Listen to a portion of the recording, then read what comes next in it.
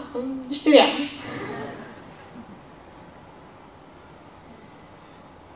Пастор съм на Християнския център за глухи, към Националния християнски център. От 2000-та година ние сме съвместно с тях и ден днешния сме заедно. Пред 1993 година семейството ми повярва на Господа.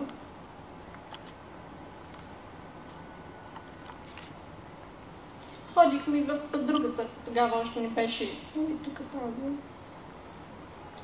И като повярвах, имаше едно мисионерско семейство, което беше ми казало: Господ ще те избере за пастор на глухите.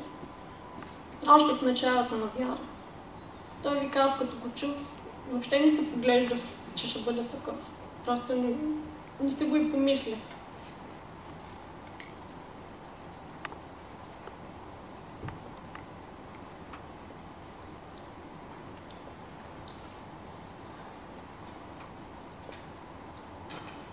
Вика, нищо и не знае, нищо и не разбира. Просто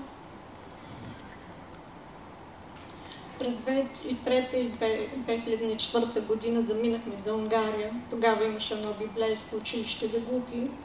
Тогава пасторите ни благословиха и ни пожелаха добър път, като се върнахме оттам.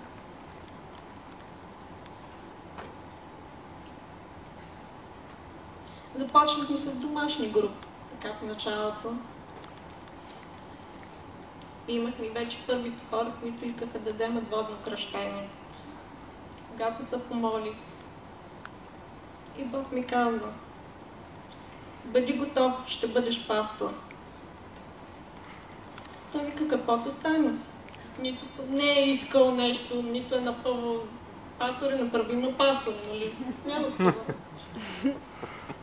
Когато пак се помолих, Бог пак ми каза същото. Тогава имахме среща така периодично с пастор Светло и винаги така споделяме с него трудности, препятствия, проблеми. Той винаги ме подкрепал така. Тогава говорихме за водното кръщение, нали? Да имаме благословията да извършваме това. И след това, когато се срещнахме да споделим какво направихме, нали, как мина цялото събитие, и Светло ми казва: ще те ръкоположим за пастор. Вика, Бог ми го каза това. И бъди готов, нали? Тогава пастор Тед Хансен беше също тук. Вика, като дойде, бъди готов да излезе, може да те ръкоположим. И това беше 2005 година. И вече 10 години сме в служението с глухи. Не знам, може би хората някой не знаят, че ние се събираме по друго време, но в същата сграда.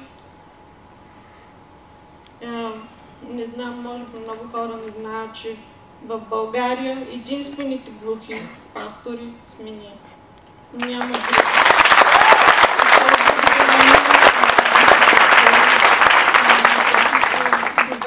И за това, че чуха Бог и че дадоха възможност глухи да бъдат водачи, да бъдат пример за други глухи. Благодарим ви много.